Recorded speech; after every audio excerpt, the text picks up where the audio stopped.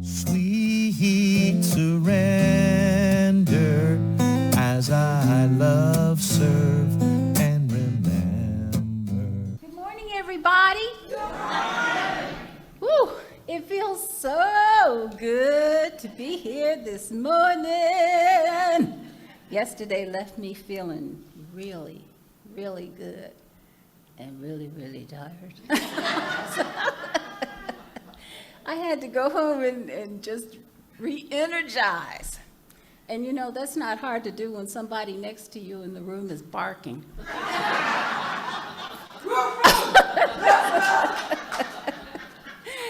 Oh, but anyway, welcome everybody.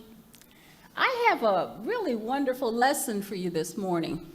It's funny because it was difficult, a little difficult in the way that it came to me. I have come to the point where I really expect for spirit or the universe or whatever it is that we want to call it to assist me in not a few of the things that I do, but in everything that I do. I expect assistance. You know, and I think it was Ernest Holmes, who said, we may not get what we want in life, but we always get what we expect, okay? And I expect assistance. So as I was putting this talk together, I was really not feeling that assistance. I mean, it took me quite a while to just even get a title. And so finally I decided, just popped in my head, new rules, you know? And I'm sitting there and I said, well, yeah, I guess that'll do. And I started writing about new rules.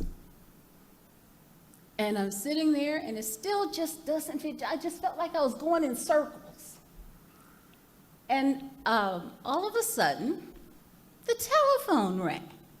And it was my spiritual angel, Jerry. And we talked for a minute, and then I said, you know, I'm really having trouble with this talk, with this title. And she says, well, why don't you use, you know, one of the titles that CSL uses, you know, as a way of sending a message that's going to bring all the churches together, okay, on the same day. So anyway, she texted me the title. And as soon as I saw it, I was like, of course. The title was Awaken Your Passion, okay? But that's interesting because that's when I realized that the part I was writing was the second half of the talk. And the reason it wasn't feeling cohesive was because I hadn't received the beginning. You know, that happens a lot too when you're working with spirit. I don't think spirit knows 1, 2, 3. It goes 2, 3, 1, you know, sometimes. Or sometimes it even starts with the end and you have no idea what it is you're doing. But it's still beautiful to have that support. And that's what I want to talk about this morning. I want to talk about having that support, but I also want to talk about just embracing your passion, embracing what you have, and then using these spiritual principles to assist you as you move through the experience. So my topic this morning is Awaken Your Passion Using Spiritual Principles. Okay? All right. So I'm going to start with a quote, and I have to apologize because I don't remember who said this. I was moved by the statement and wrote it down. I usually write down the person's name behind it, but I forgot. So, okay. It's by spirit, okay?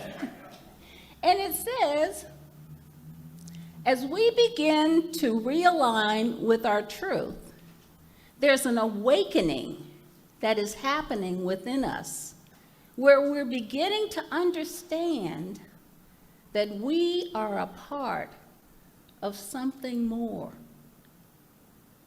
And we're beginning to expand our consciousness to a sense of self-realization. So for me, what that means for me is that when we become more in tune with the infinite, what we notice is that struggle dissipates. How many of you would like to see struggle dissipate from your lives? Amen. Okay, all right. Yeah. Struggle dissipates. And life becomes easier and easier and easier. And ease becomes our new expectation. Okay? What if you move through your day expecting ease? That's what I'm saying. Okay? So passion is something that I love to talk about because it's something that I found relatively late in life. I think I was about 40, just 5 years ago. I think I was nearly 40 before I even had an inkling of what I wanted to do with my life. And I didn't know what I wanted, but here's the thing. I had ruled out a lot of things that I knew I definitely didn't want. So that was movement for me. But I still didn't know what that was. But when I was 40, I attended my very first Science of Mind lecture. And it was wonderful. It was wonderful. You know why it was wonderful? It was like finding something that you didn't know you were looking for. You didn't even realize, I've been waiting for this. I've been looking for this. But as soon as I started hearing these words spoken about a world that I really didn't know, it's a world that we're participating in right now, but things were happening in this world that I knew absolutely nothing about. Because the things that were being described in this talk had to do with ease and joy and beauty and movement, not getting stuck everywhere that you went, not getting caught up in stuff, not getting entangled. I said, I want to know more about this life. And it was maybe after about the 4th or 5th lecture that I began to realize what I wanted to do when I grew up. And that is to become a Science of Mind minister. And I wanted to teach these wonderful classes that all these people were talking about. These classes that they were saying changed my life. Well, I wanted my life to change. And then, I was studying and I was loving it. I was just loving it. There was just nothing better than sitting down with the textbook and reading and then writing what I thought about it. And so one night, I went to dinner with Cher Woolard. You all know Cher.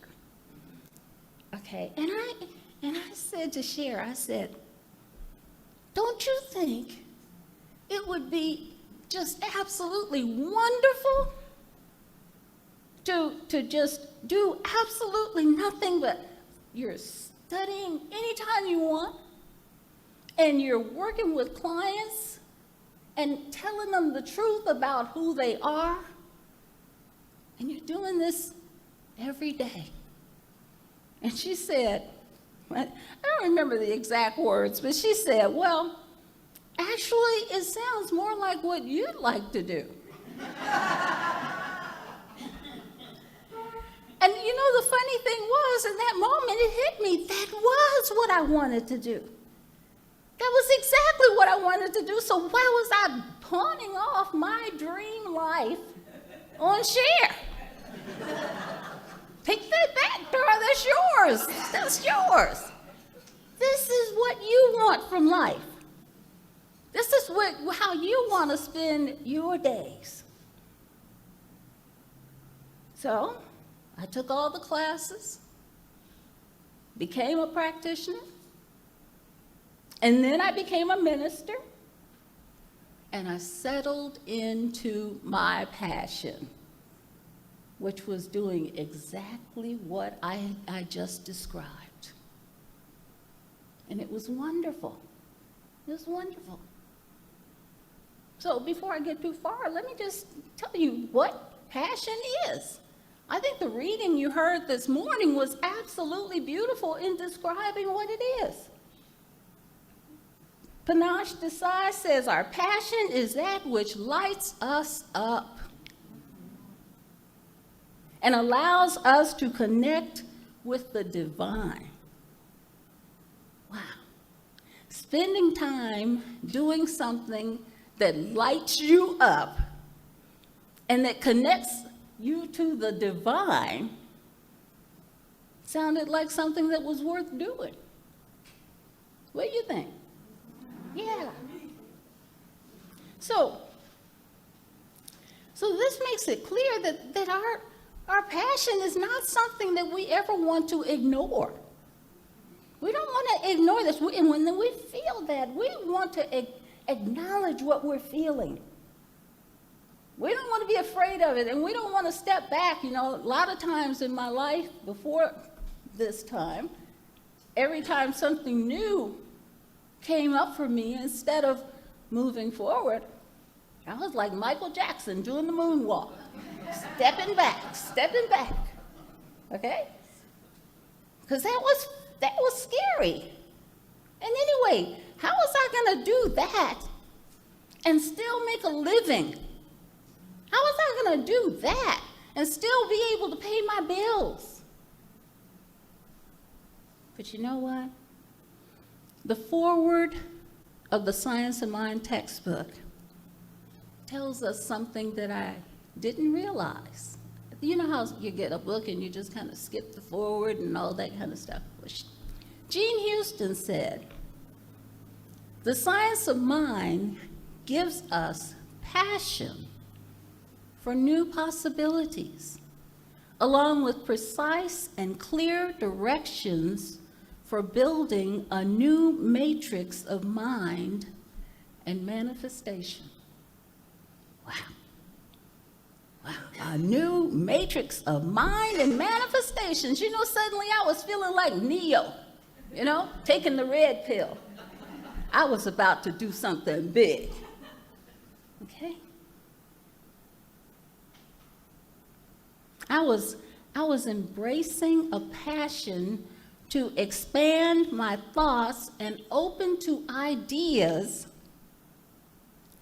that I had literally laughed at years before when I first heard them.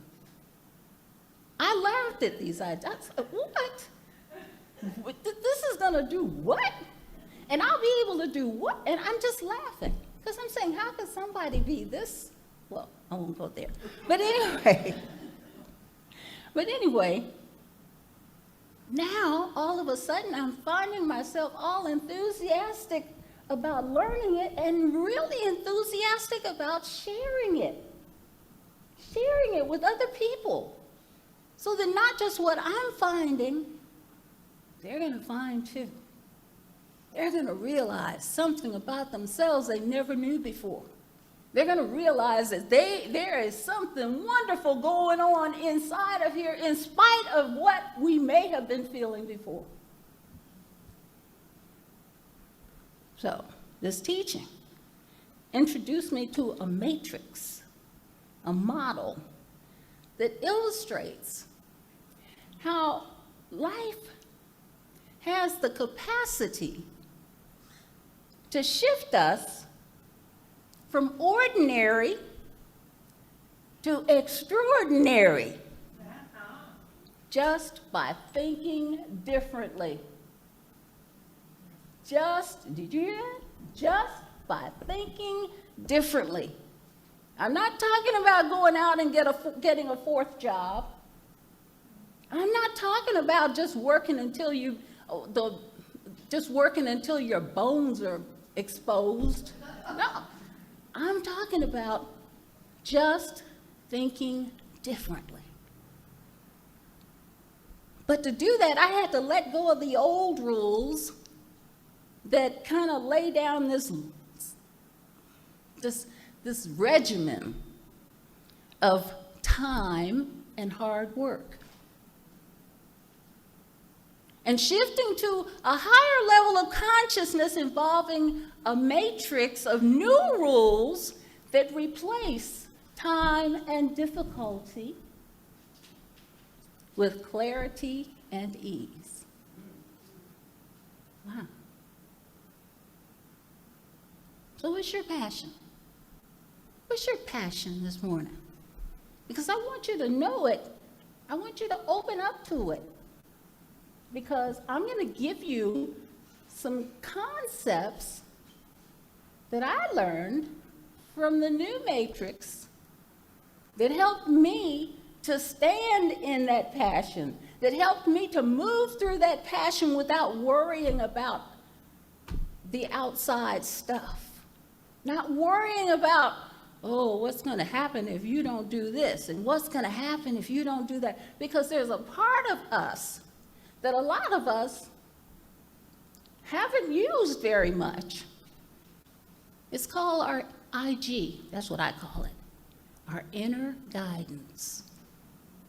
Something that will direct us from where we are to where it is that we want to be. If we're listening. If we're listening. So the reason I asked you what your passion is, because we have to recognize that nobody else has to view it and judge it. It doesn't have to be important. It doesn't have to be unimportant. It's our passion. It's what brings us alive. It's what makes us feel joy. It's what lights us up. When's the last time you felt lit up? Okay. Good answer. Good answer. You know, sometimes when I'm working with people and I ask them what they're passionate about, they say, oh, I don't know, nothing much. But as I listen to them talking, I can hear their energy rising when they start talking about things that really make them feel good. I had a client once that came in serious pain. And during the session, he had to lie on his back because he was in so much pain. So he's on the floor, lying on his back while we're having our session. So I asked him what his passion was. What do you love? And this person loved fishing. And he started describing, I told him, what do you do when you fish? Oh, we go out, we get up early in the morning and we're out there to meet the fish when they wake up. And I could tell, boy, this energy is rising, rising, rising. He just kept telling, and when one of us gets a fish, it is just so much fun. And so after about 10 minutes of this, I said, how's your back? He said, oh, the pain is gone. So he did the rest of the session in his chair. That's what passion does. See, it lifts us out of the struggle. It lifts us out of the pain and to the ease, to the joy.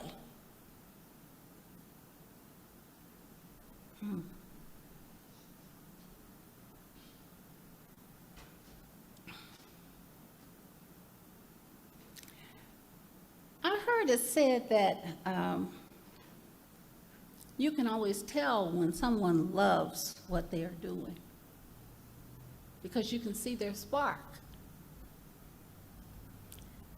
Could you see Reverend Cheryl's spark yesterday? She really loves what she's doing. Do you know people here that you see that same thing in? See, my old boss at the laser company, he had a passion for creating lasers. And just for any imaginable application, the legs, the eyes, the ears, the veins, anything. And when in that company, you could feel the energy in the company when a new laser was being created. So it wasn't just him, it was some of the engineers he was working with, but you could feel it. Actually, I could feel the energy rising when he would walk through the company doors. All of a sudden, stuff would start happening, things were moving. Telephone started ringing, and I'd say, oh, he's here. I hadn't even seen him, but I knew. Because of that energy. Every time he walked through the door, it felt like somebody had just turned on a power switch. So sometimes I talk to people that tell me, I really don't think I want to work anymore. And I have to admit, I was there a couple of times in my life. But every time I hear them saying that, I realize that they must be doing something that doesn't bring them joy. Although I have to admit, I was laughing the other day when the lottery went over $1 billion. And the news anchor was joking. He said, well, maybe he wasn't joking. He said, if you don't see me tomorrow, you'll know that I had the winning ticket. Like, don't expect me here, okay? Now, whenever I hear someone say something like that, I find myself smiling and thinking how wonderful it is to be doing something that I love so much that even if I won the $1 billion, I'd still be doing what I'm doing right now. Yes. That's how much I love it. Now, granted, I'd probably be doing it from a much bigger house with all kinds of luxuries surrounding me, on my private jet, or in my yacht while I'm sailing the world.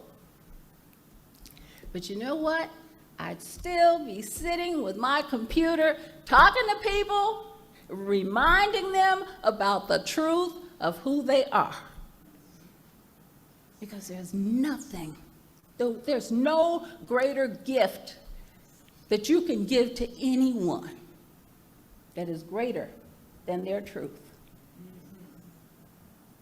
No greater gift. And for me, when I'm doing what I love, it's not work anymore.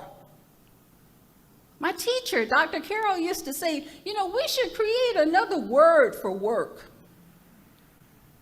Because a word that signifies that we get to do what we want to do, rather than we have to do what we're doing. And I gave that a lot of thought. So, what I'm doing isn't work anymore. It's not work. This is joy. Pure joy. People call and they say, Dar, I don't even ask you how you're doing because I can hear it. Yeah, you can. Because that's how I feel. I am so joyful that I get to share something that I know with this person who's calling me in a moment of need. But the interesting thing was that my passion came with new rules. New rules. And as I studied this teaching, there were some new rules that I became aware of that enabled me to step into my passion and to learn to live in the leap. And no longer standing on the ledge, looking over, wondering what it would be like to live in the leap. Living in the leap. That was wonderful. It's just wonderful. But there was a big difficulty that I encountered and that I understand a lot of new students encounter when they're studying spiritual principle. We have to be sure that we're working in the right matrix. For example, excuse me one second, I finally figured out I'm a little sensitive to this makeup. So anyway, we have to make sure that the matrix we're working in is the matrix we think we're working in. See, the old matrix is, like I said, it's about time, it's about struggle, it's about step-by-step progression. But the new matrix has to do with timelessness, ease, and leaps. Leaps, quantum leaps. Where a moment ago you were here, and just from a new idea, now you're here. And that's the power of a new idea. But all of a sudden, imagine my surprise when I realized that I was practicing the old rules in the new matrix. That's what a lot of us do in the beginning. See, the only thing I had changed was the name. Everything else was just as it has been. When I was praying, I was still begging and beseeching, oh Lord, please help. Still begging and beseeching. I was still working really hard to try to stay above ground.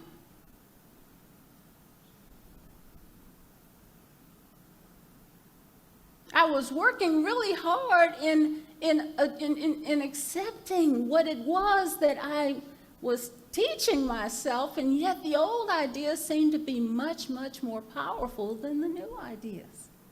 The old ideas seemed much more believable than the new ideas.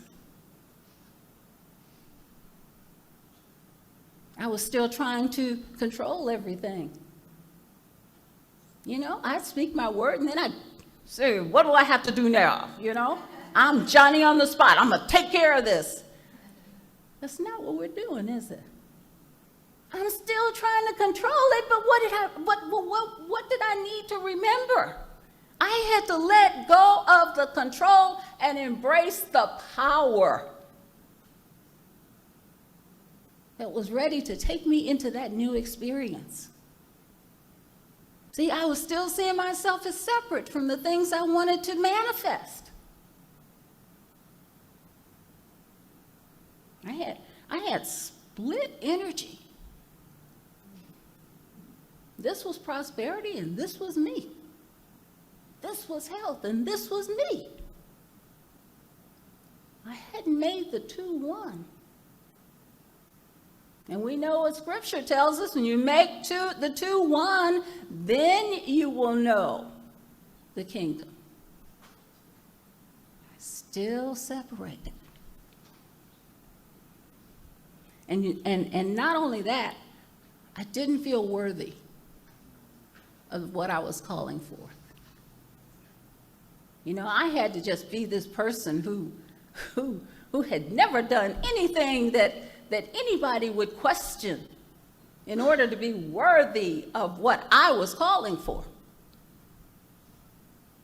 I was still using the old rules, and you know what? Life was still hard. So I knew something was off. And not only that, even though Einstein had told us that the most important, we heard this yesterday, that the most important decision we'll ever make is whether or not the universe is friendly? I didn't see a friendly universe. It was me against the world. The universe was my adversary, not my support system. So what did I need to do? I needed to eliminate that sense of separation. That was part of the new rules. Know yourself as a quality you're ready to manifest. I had to know that I was completely worthy of everything I was ready to experience.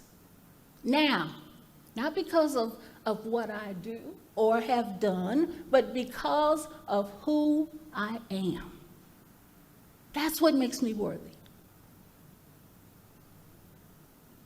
And even though there's no right or wrong answer to whether or not the universe is friendly, it finally occurred to me that if I was going to expect support from the universe, I might just begin to open to an idea that it wanted me to have what I'm calling for. I might open to an idea that it was ready, willing, and able to support what I was calling forth. See? And when I started doing these things, everything changed. Everything. I look at struggle now and I go, wow, that was such a long time ago.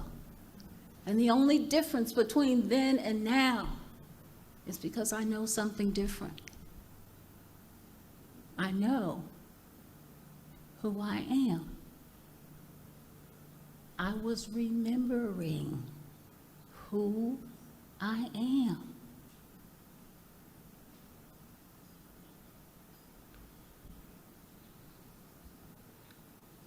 And one of the biggest things that I learned was the importance of not building time into our experiences. The universe doesn't know time. So if it doesn't know time, it doesn't know age. Thank God. Yes, it doesn't know either one of those things. So, that freed me up in a lot of areas. And the other thing I had to remember is that everything including me, is energy. Everything. And that we're always working with energy. The beautiful thing about energy is that we don't create it. We get to shape it. That's what we do. We shape energy into whatever it is that we're ready to experience in our lives. And it's waiting to be shaped. See? Uh-oh, I'm getting excited again. This just feels so good. Just remembering this truth. The new matrix teaches us that thought reaches a higher plane of perfection. So I don't have to try to pull anything up.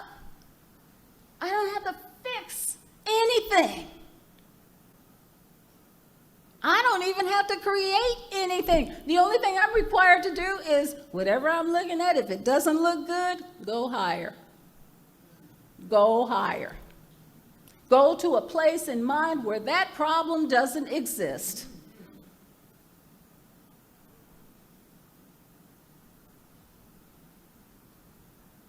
See, it's a beautiful realization because one of the principles that I was learning about was that higher thoughts have the ability to control and convert lower thoughts. We used to talk about that in class all the time. And sometimes somebody didn't understand it, and I'd say to them, okay, what happens when you turn on the light in a dark room? Where does the darkness go? It's not standing there arguing, saying, I will not be moved. how? It dissipates and converts into the higher energy. And the other thing I learned in the new matrix that I had been experiencing in the old matrix was the difference between doing and directing. We talked about this yesterday. See, because we're in this higher energy, this higher matrix, we're no longer the doers. So when we're saying to ourselves, I can't do that, life is saying, you don't have to. Our job is to direct the universe. Like when Andy was ready to sing at Asilomar. That's what he did. He put it out there. He directed the universe. This is what I want to do. I've seen it with so many of you. When Bonnie and Andy were ready to buy their new house, it was sitting there waiting for them. It was just, it had been sitting there, what, for a year, Bonnie? Waiting for them. And that's all the universe is ever doing, waiting for us to make the claim, waiting for us to remember that this quality, whether it's a quality of love, light, power, peace, beauty, joy, prosperity, freedom, health, wholeness, harmony, wisdom, creativity, success, no matter what this experience that I'm ready to have symbolizes, it has to be here. If a car represents freedom to you, then know that you're freedom and claim your car. If maybe your perfect health represents freedom, then know I am free and claim your perfect health. Every single one of these qualities is available to us and is ready to what our teacher, Dr. J, used to tell us, ready to create whatever we are calling for out of itself.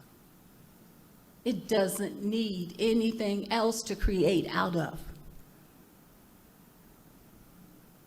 The most important thing, and I mentioned it a minute ago, the most important thing is just to recognize that this universe supports us. That's all it does. The universe supports. I got a note from the universe the other day, I love them, where Dooley says, the trick with thoughts becoming things, Darlene, is that they all do. Mm-hmm. See, if we see ourselves as sick, it's going to support that. If we see ourselves as well, it's going to support that. It's not judging anything, it's just supporting. If we see ourselves as broke, it's going to support that. That's the way we know ourselves. If we know ourselves as rich and prosperous, amen, yes, it's going to support that. That's what it does. It supports any idea, any belief that we have. So think about this and ask yourself, am I working from the old rules? Am I still working from those rules? Or am I working from the new rules? The old matrix that said we have to create the desire, or the new rules that say your desire already exists. It's just waiting for you to claim it.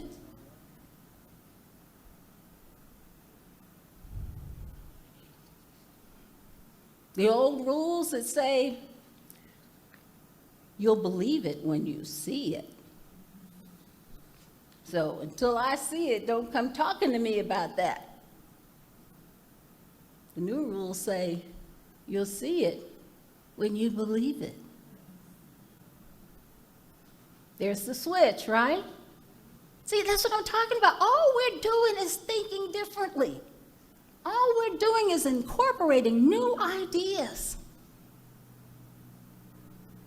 But this new matrix, we want to make sure that we're always working from a premise that everything that I ever could possibly need has to already be here. How much stress would that take off of any of us if we knew, and one of the principles is that supply and demand are one, that the supply for any experience already exists. So if there's a demand on the table, there has to be supply to meet it. So when that unexpected expense comes in, instead of worrying about, oh, what am I going to do? Where is it going to come from? We start looking. We start looking for the supply.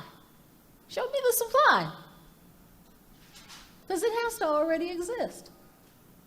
The demand came out of the supply. Not just the demand. Illness came out of perfect health. Not just that, lack came out of the idea of prosperity. Prosperity already exists. That's supply and demand. Whatever we're calling for, it has to be here. And it has to be available to us right now. So we're not caught up in that old idea of, oh, I sure hope I can get this, and I sure hope it shows up on time. Because the only time the universe knows is what? Now.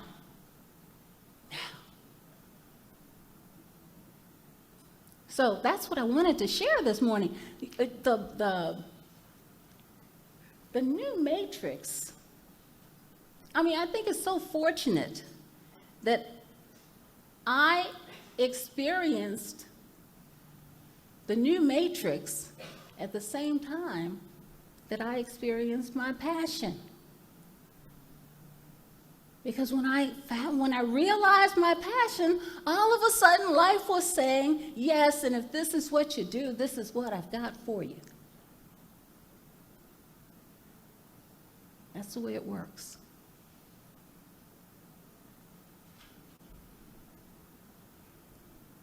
So is anybody here just this morning just ready to rethink your passion? Rethink that nudge when it shows up that says you really want to do this. To rethink it and just give yourself permission to step into a realm of consciousness that knows no limits.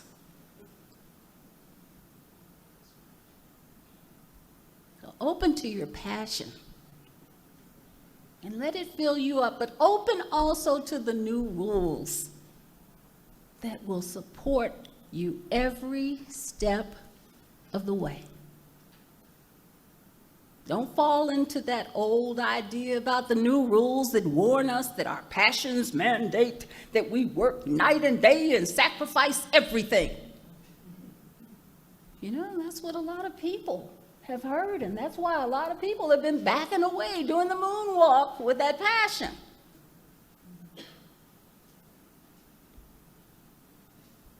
Pay attention to the fact that the new rules eliminate struggle and difficulty, and open to that something within you that lights you up. And let that be your way. And so it is. Thank you. Thank you.